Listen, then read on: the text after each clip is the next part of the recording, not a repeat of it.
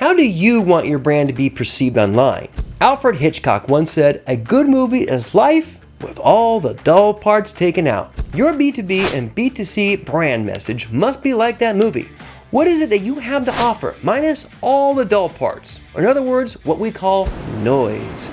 The biggest error many brands commit is not emphasizing their elements of their offerings. What is it that you're selling?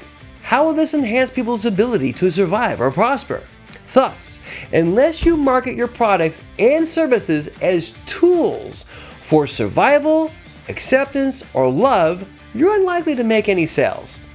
Those are the fundamental concerns that matter to people the most. For example, if you were in a large ballroom, you wouldn't count the chairs, would you? But you would certainly note where the exits are. Knowing the number of chairs is not crucial for your survival, but knowing the exact locations of each exit is essential in case of an emergency. This instructive categorizing and organizing means that when you share irrelevant company details like random backstory or an internal objective, you're positioning yourself as the chairs in the room, not the critical exits. You need to decipher what is noise and what is important. Each time you pitch your business to potential customers, be sure not to make them run on a treadmill while you talk. I mean, how long can you expect their attention to last if you're just bombarding them with aimless details? You need to make sure that you're standing still. And to do this, simply focus on your solution on their needs. Identify your customer's problem.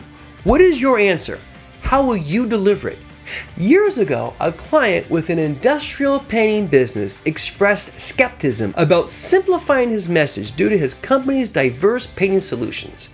He detailed his 3 revenue streams: powder coating auto parts, applying sealant to concrete, and a sterilized painting process for hospitals. Now, despite this diversity, I believed that his business could be simplified to attract more clients. His website, while thoughtful, was confusing, featuring a fine arts painting of his building that made it look more like an Italian restaurant, complete with irrelevant details such as a company history and his supported nonprofits. I suggested a clear, focused website approach.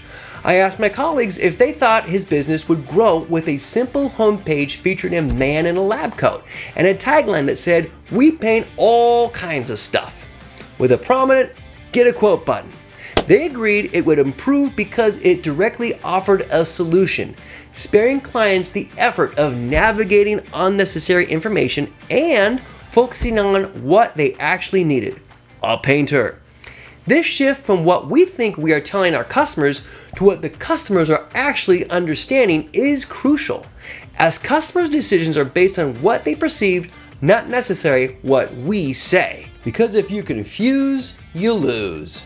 So just give the audience what they need and simply take out all the noise, the dull things. Alright, please subscribe by clicking the 2+ subscribe button down below, and I also have 2 other videos here for you to watch that are packed with information to help your B2B and B2C business grow. Isn't business in B2B? Anyway, I'm Braden Barty, out of here.